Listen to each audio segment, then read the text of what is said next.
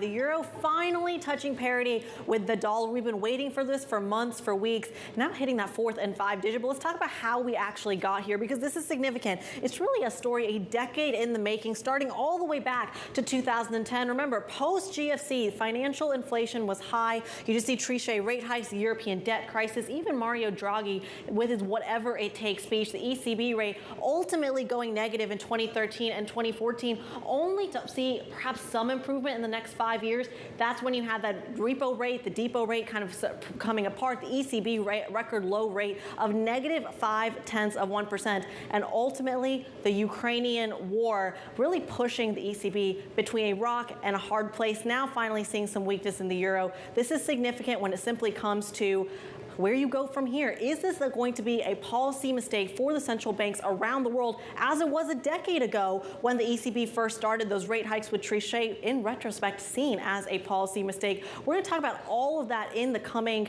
days, in the coming months, in the coming weeks even. This is really significant when it comes, once again, to where you're going to see the ripple effects throughout the rest of the world. Remember, the euro is one of the largest trade and currency pairs with the dollar in particular.